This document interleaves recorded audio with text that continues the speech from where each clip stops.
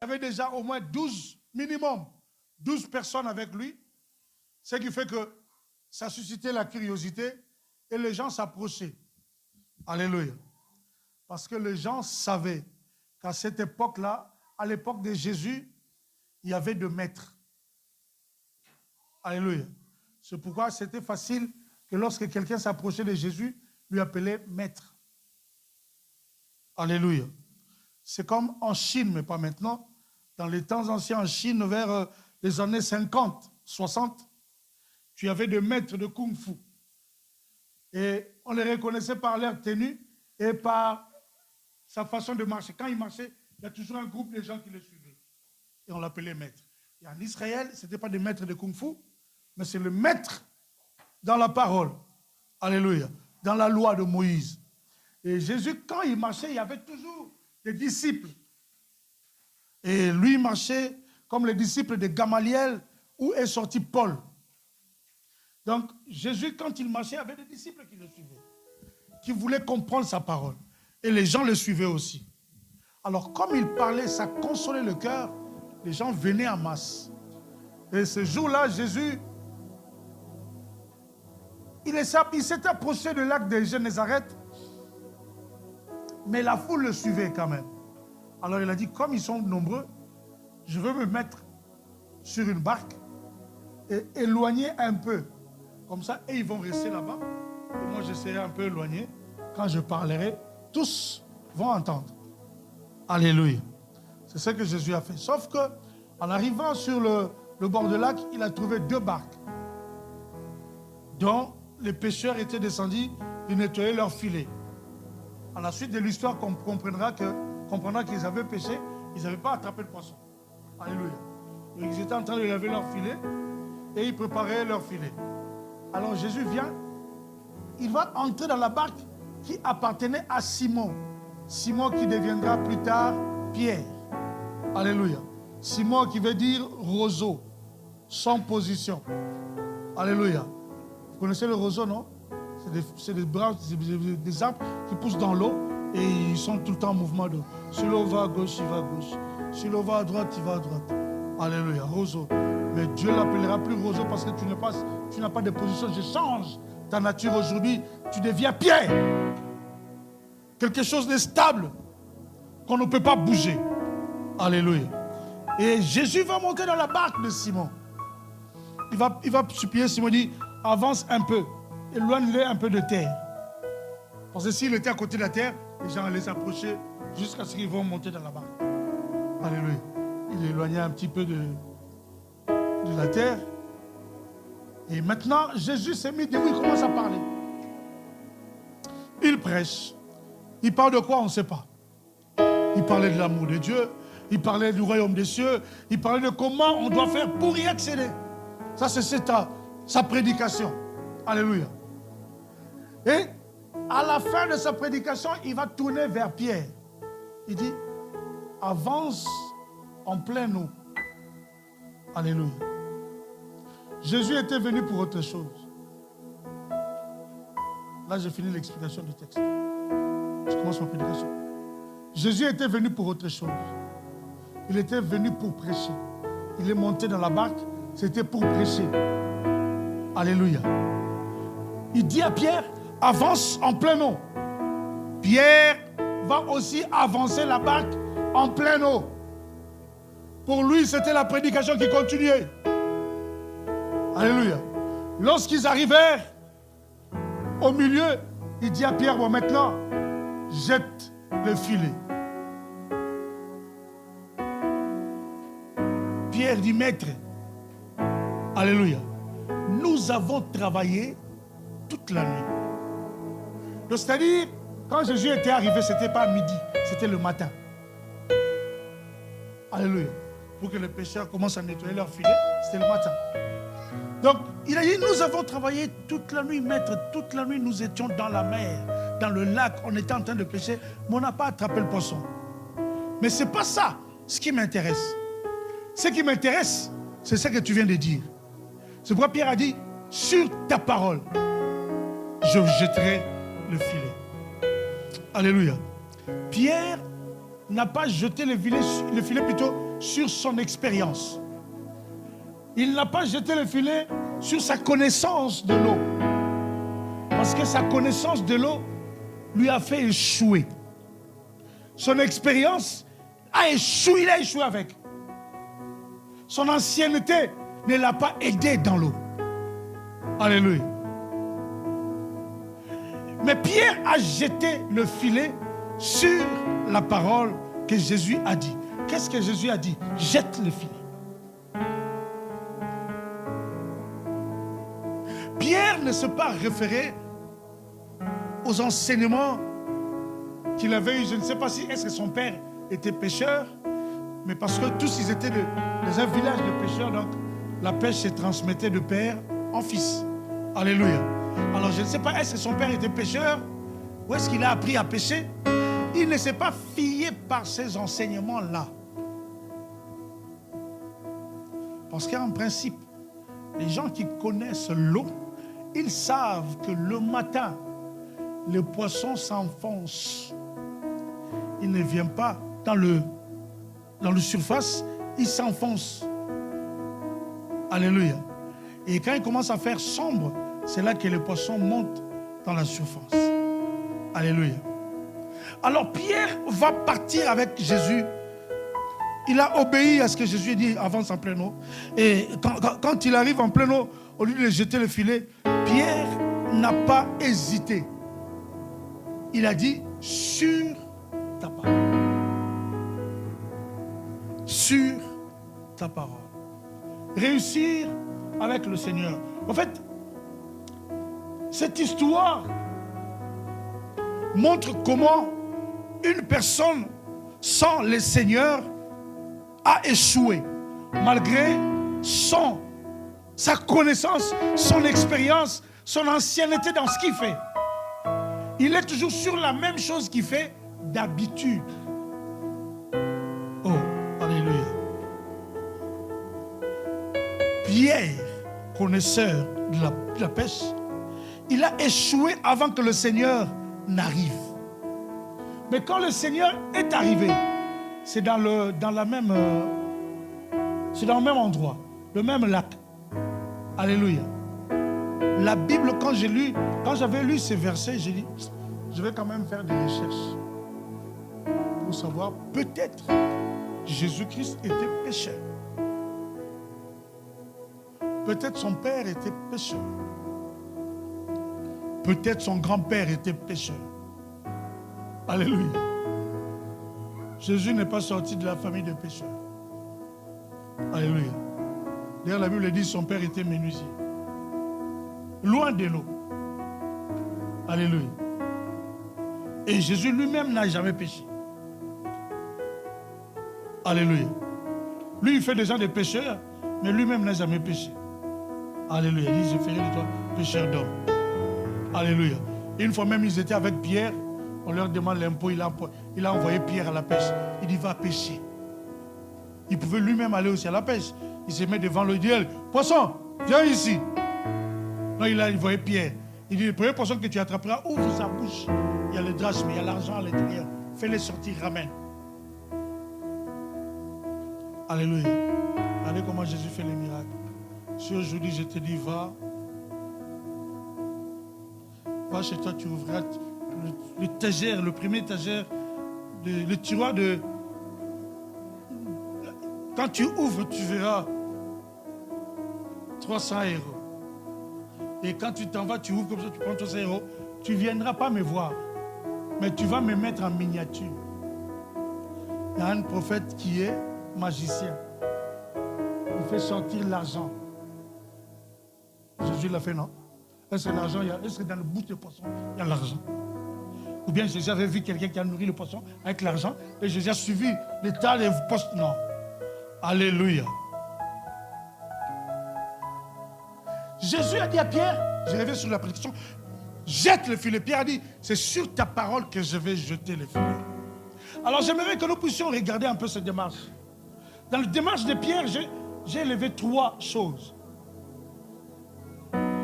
La première des choses que j'ai souligné, j'ai vu l'importance, bien que pas connaître Jésus, que Pierre a donné à la parole. Alléluia. Pierre a d'abord laissé Dieu. Alléluia. Je ne sais pas si vous comprenez, Pierre était en train de préparer, de nettoyer ses filets. On ne dit pas qu'il avait fini. Alléluia. On dit qu'il était en train de faire quoi? De nettoyer ses filets. C'est comme toi, tu es chez toi, tu es en train de faire la vaisselle. Tu n'as pas fini. J'ai dit, prends cette marmite-là, prépare-moi les foufous. Alléluia. Et tu laisses, tu prends la marmite, tu commences à préparer les foufous. Tu as mis l'eau bouillie, tu prépares les foufous. Mais entre-temps, la vaisselle, tu n'as pas fini. C'est ce que Pierre était en train de faire. Il préparait le filet, il le nettoyait. Mais Jésus dit, bon écoute, avance un peu. Il avançait. Donc qu'est-ce qui s'est passé? Il a arrêté, non?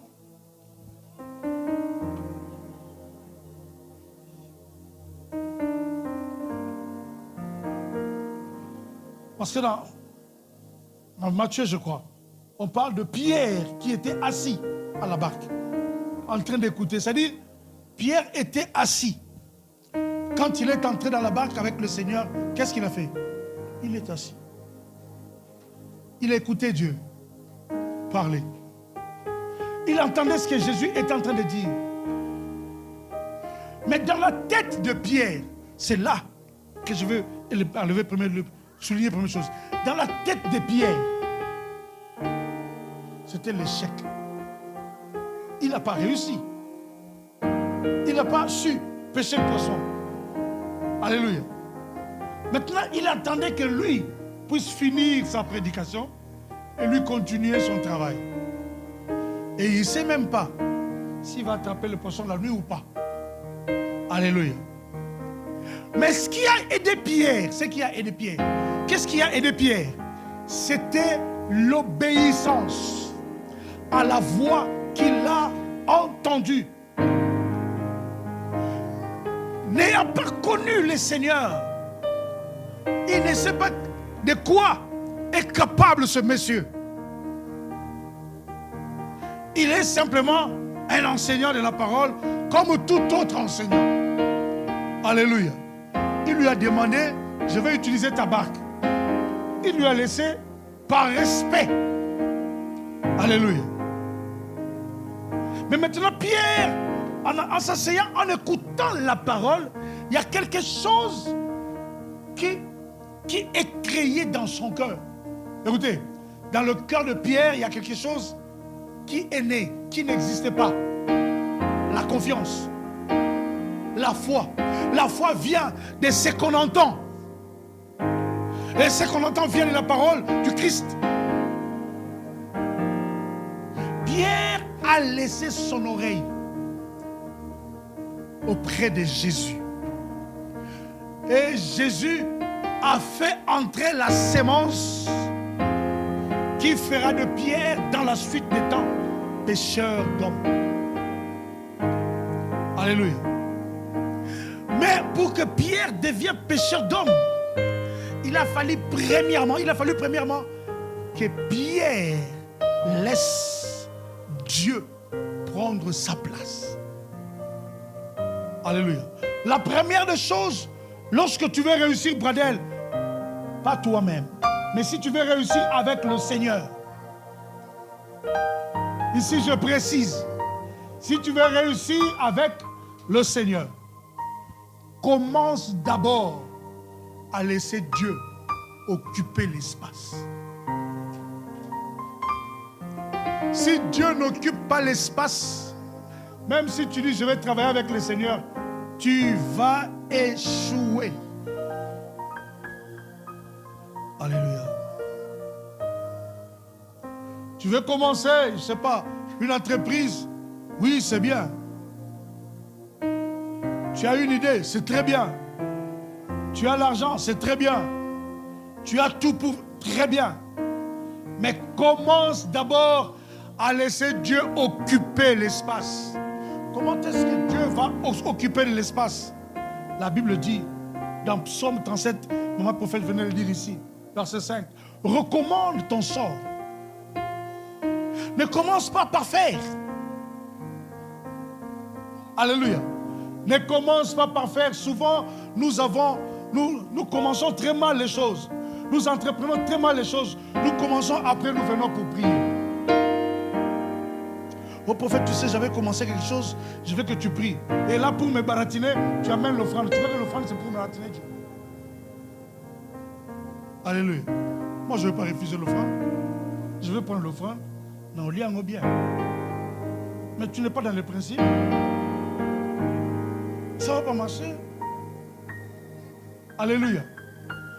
Tout d'abord, avant toute chose, tu dois laisser Dieu prendre et occuper l'espace. Ce que Pierre a fait, il a laissé Dieu occuper l'espace de son entreprise.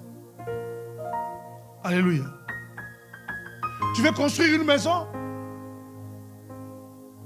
Tu as vu le terrain? On t'appelle pour voir le terrain. Tu as vu le terrain? C'est bien. Tu veux construire une maison? Appelle Dieu qu'il occupe cet espace-là.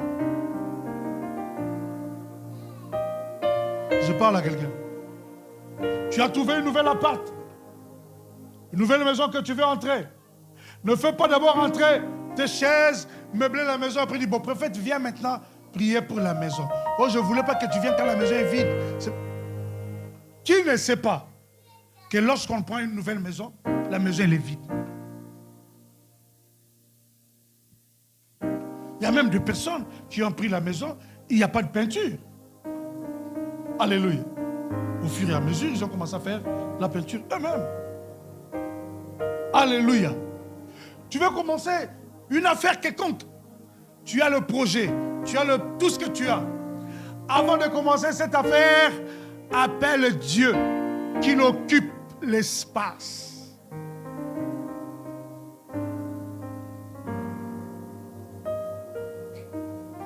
Il y a un homme qui vient te chercher, il va dire, voilà, je t'ai vu, tu es jolie, tu es belle, tu as des bonnes qualités que j'aime, et j'ai essayé de voir, tu viens d'une bonne famille, et en plus tu pries. C'est vraiment le genre de femme que je cherche pour épouser. J'aimerais qu'on fasse de plus en plus connaissance, et puis, après cette causerie-là, va appeler Dieu, qui vienne occuper quoi? L'espace. Seigneur, l'espace de ces fiançailles, de ce début des choses, de tout, viens occuper. Si Dieu n'occupe pas l'espace là, même si c'était la bonne personne, tu vas rater ton mariage.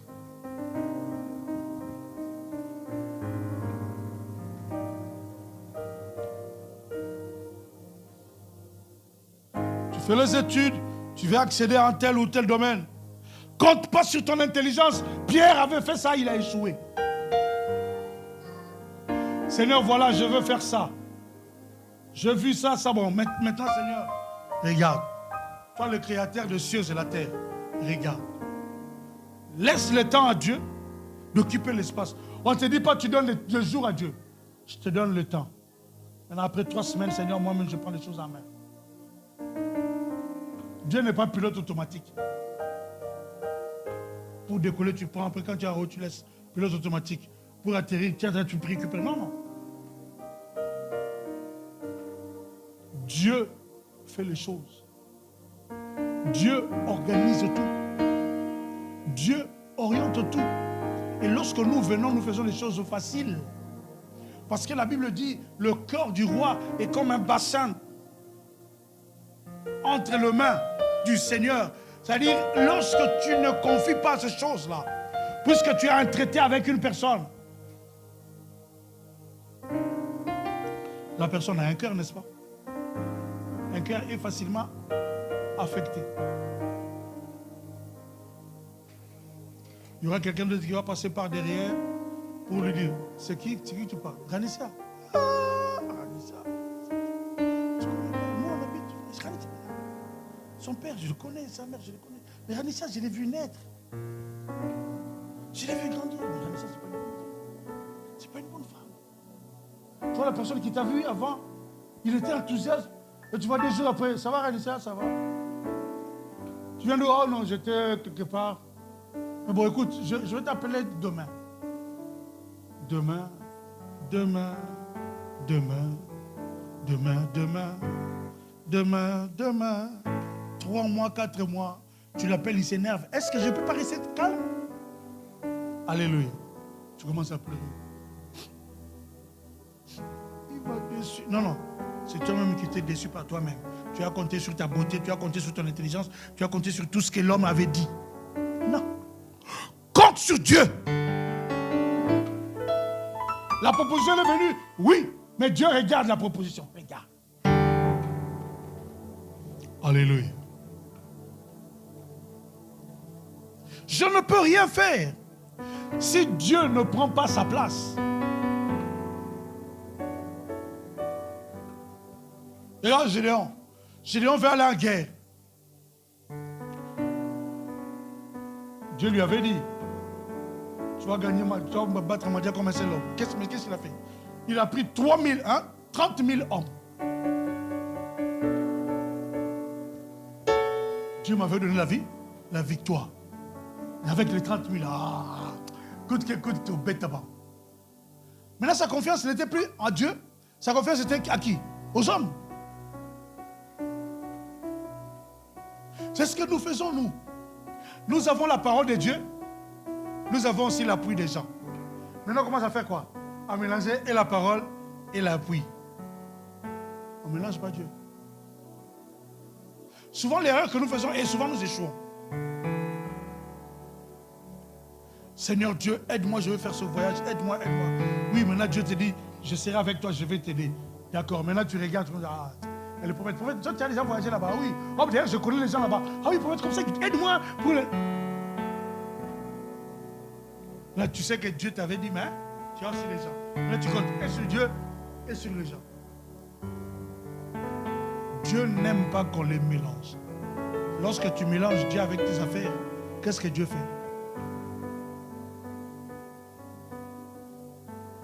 Alléluia. À chaque fois que tu as un problème, un projet, laisse Dieu. Et regarde. Qu'est-ce qu'il est en train de faire? Comment il est en train de faire? Et lorsque Dieu aura fini de faire ce qu'il doit faire en tant que Dieu, il te donnera la parole. C'est la deuxième des choses. Entendre maintenant la parole de Dieu sur ce que tu veux faire. Qu'est-ce que Dieu t'a dit sur ce que tu veux faire? Alléluia. Pierre, il a entendu la parole. La parole qui nous donne le go. Il dit maintenant, Pierre, allez, jette le filet. C'est sur cette parole-là que tu marcheras. C'est sur cette parole-là que tu vas jurer. C'est sur cette parole-là que tu vas manger. C'est sur cette que tu vas dormir. C'est que sur cette parole-là que tu vas tout faire en se référant à cette parole. Chaque personne, avant d'entreprendre quelque chose, il doit avoir un soubassement, le socle, la base.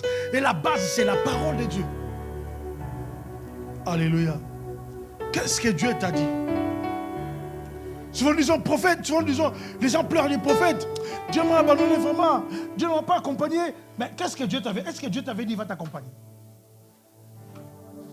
Alléluia. Souvent nous voulons entraîner Dieu dans nos problèmes pendant que lui-même il n'était même pas au courant. Tu n'as pas mis Dieu au courant. Mais quand tu commences à partir, oh Seigneur, soutiens-moi. Qu'est-ce que tu fais? Soutenir dans quoi? Est-ce que moi, dans cette affaire-là, je suis là-bas? Écoutez, retenez une chose. Lorsque Dieu n'a pas intérêt sur ce que tu fais, il n'intervient pas. Oh, alléluia. Tu n'as pas compris, hein? Je dis ceci. Quand il n'y a pas l'intérêt de Dieu dans ce que tu fais, Dieu n'intervient pas. C'est quoi son intérêt qui te donne de l'argent? C'est quoi son intérêt? Qu'est-ce que lui va gagner? S'il fait de toi millionnaire, lui va gagner quoi?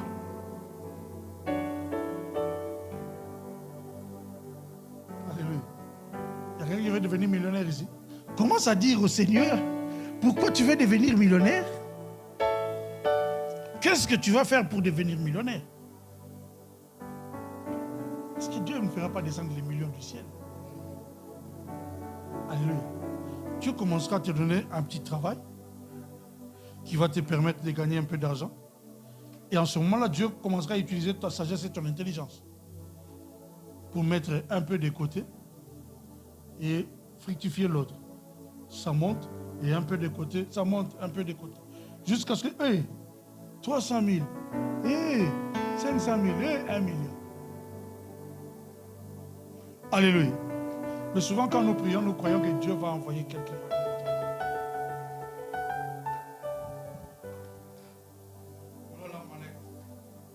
Tu vois, tu es un dealer ou quoi? Tu vois que... On vient acheter la coque. Allez, tiens la mallette.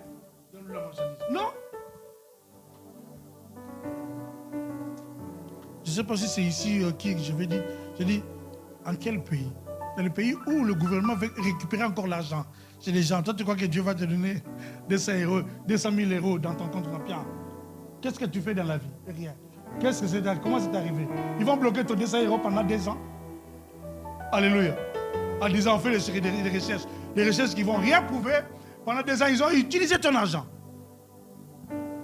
Alléluia. Dieu est plus intelligent que nous. Alléluia. Quand tu veux faire quelque chose, montre à Dieu. Dieu va préparer le terrain. Vous savez, j'avais parlé ici de Joseph, non? Il dit, Joseph, Dieu a préparé le terrain pour que Joseph devienne deuxième personnalité en Égypte. Mais regarde le terrain que Dieu a préparé. Si on commence à te raconter, si on racontait à Joseph l'histoire, Dieu va dire, oh Joseph, comme tu pars en Égypte, là-bas, tu seras en prison.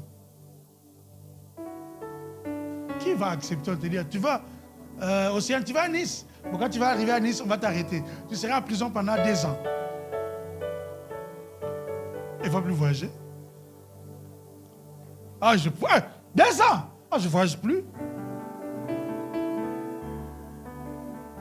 Joseph avait simplement la révélation qu'il sera grand. C'est tout. D'ailleurs, dans l'esprit de Joseph, c'était grand en Israël. C'était pas grand en Égypte. D'ailleurs, dans l'esprit de Joseph, c'était grand de dominer toute sa famille. Parce qu'il était le plus petit. Alléluia. Ça, c'est le rêve de tous les derniers, de tous les cadets. Tous les cadets, ils ont ce même rêve. Surtout quand il est dominé, parce qu'il a... Que j'ai l'argent comme ça, je domine. Ça, c'est le rêve. Et Joseph croyait ça. Mais le plan de Dieu, c'était...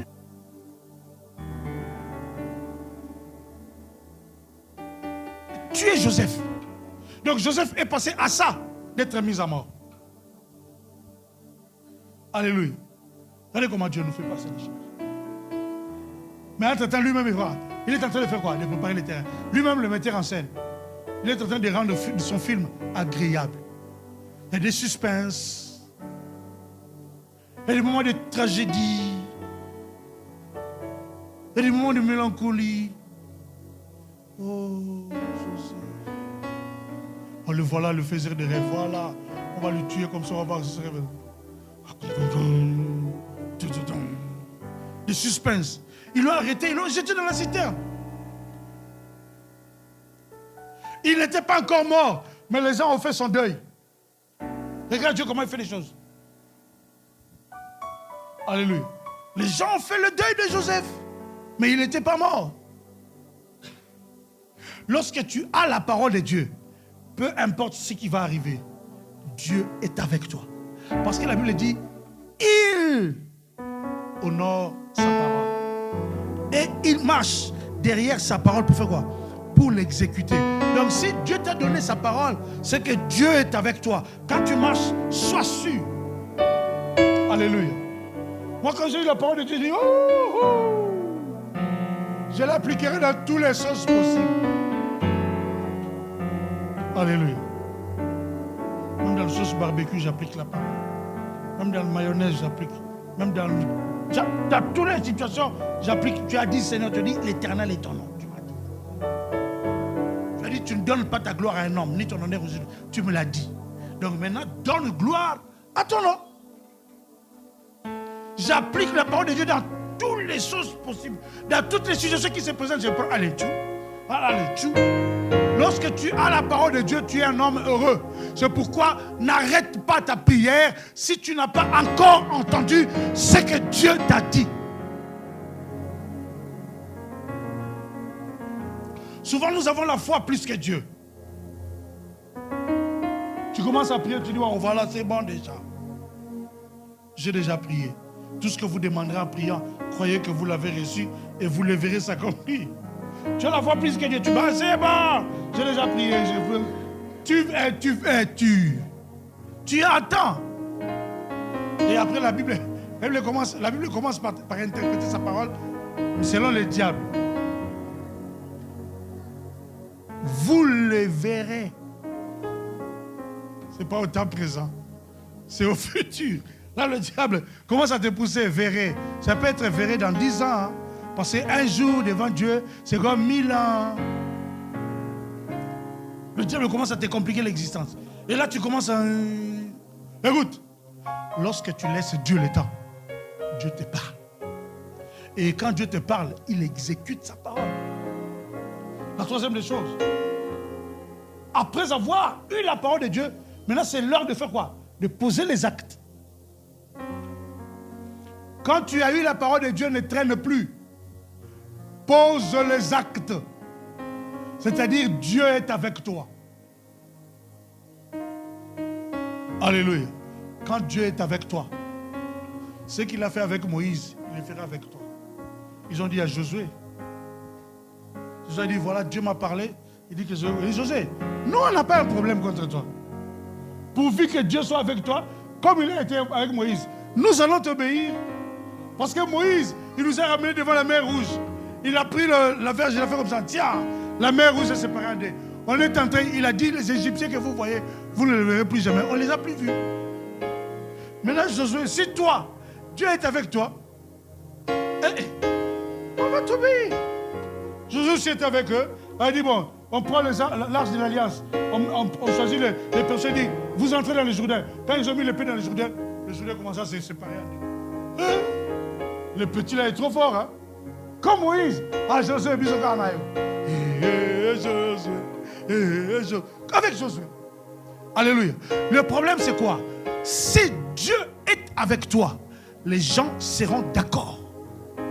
La Bible dit, si l'Éternel approuve le voie du juste, il dispose favorablement à son égard, même ses ennemis.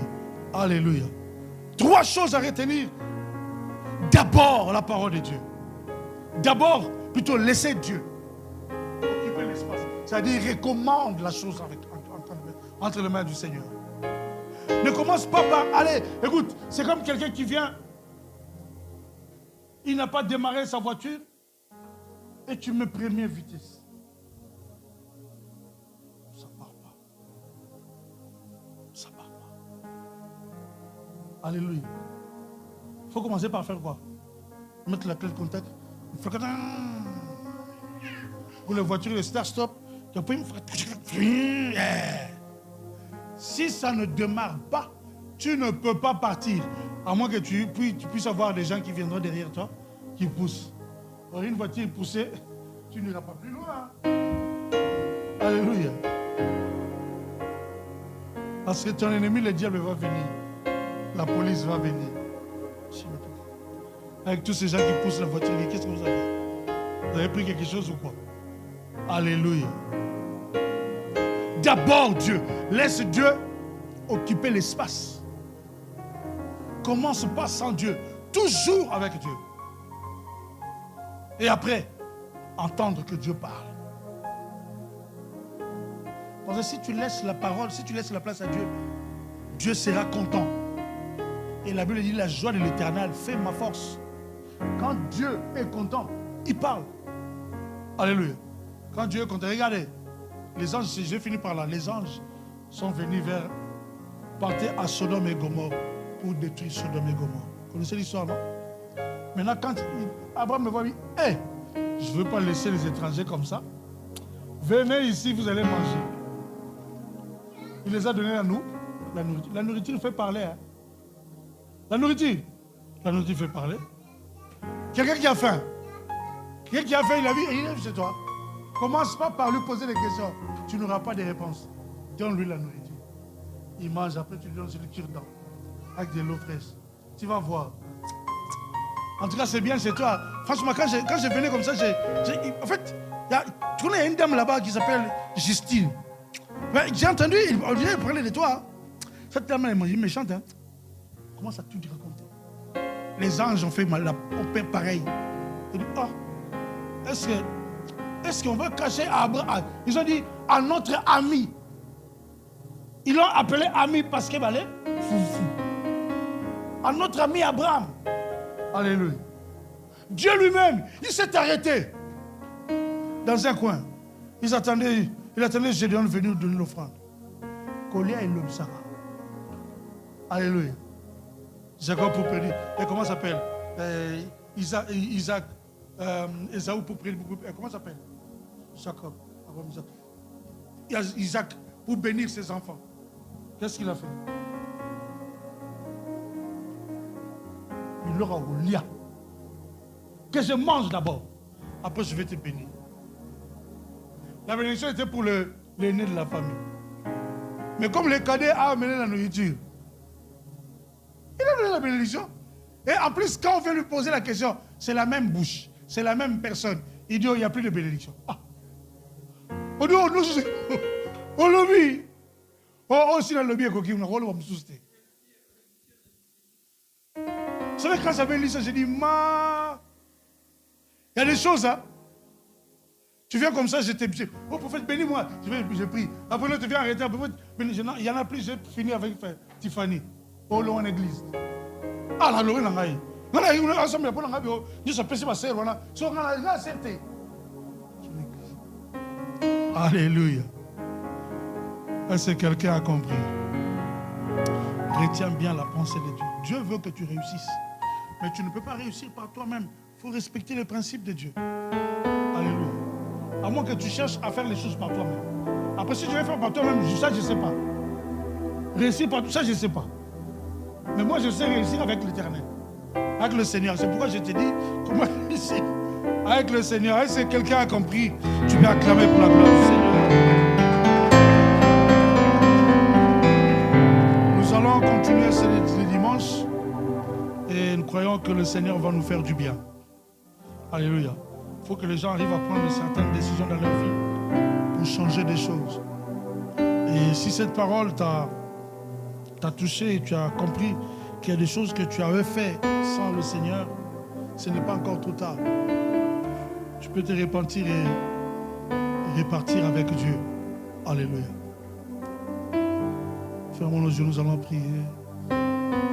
Dis au Seigneur de t'aider, que cette parole ne puisse pas être étouffée par les besoins, les pensées, les soucis de ce temps, mais que cette parole puisse produire de fruits dans ton cœur et que cela te donne la force d'agir. Élève ta voix, prie au nom de Jésus. Alléluia.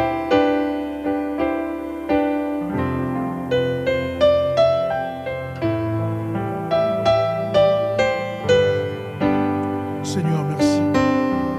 Tu m'as parlé. Tu m'as expliqué ta volonté. Tu m'as fait comprendre que je ne peux pas réussir avec toi si je n'accepte pas et je ne pense pas, je n'observe pas ce principe. Parce qu'en toi, il n'y a pas de désordre. Seigneur, aide-moi, oh Dieu, à réussir avec toi. Sinon, je m'humilie devant ton trône, implorer ton pardon, Seigneur, toutes les fois que j'ai entrepris sans toi, toutes les fois que je t'ai laissé derrière et j'ai commencé avec une vitesse impossible, mais bien au contraire, j'ai raté. Seigneur, je reviens auprès de toi, oh Dieu, parce que tu ne peux pas m'appeler et échouer avec toi. Quand tu m'appelles, c'est pour réussir avec toi. Voilà pourquoi, Seigneur, je m'humilie devant ton trône, Seigneur. Aide-moi. Que maintenant, désormais, toute entreprise doit être laissée entre tes mains. Que tu parles, que tu fasses tout ce que tu veux. Que tu le prépares à ta façon. et que tu me donnes ta parole, afin que sur ta parole, je puisse jeter les filets et gagner autant de poissons. Seigneur, la réussite t'appartient.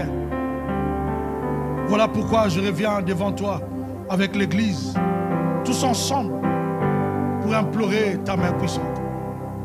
Te demander de nous aider, Seigneur, pour la gloire de ton nom. C'est dans le nom de Jésus que nous avons prié. Nous disons oui, le bonheur m'accompagnera tous les jours de ma vie et j'habiterai dans la maison de l'Éternel jusqu'à la fin de mes jours. Amen. Amen. Est-ce qu'on peut acclamer pour la gloire du Seigneur? Voilà. Que Dieu nous bénisse. On retient bien le thème, réussir avec le Seigneur. 3 choses à retenir. Que Dieu occupe l'espace. Que Dieu te donne la parole. Et après, tu passes en action. Donc, pour faire quelque chose, il faut toujours avoir de la patience. Alléluia.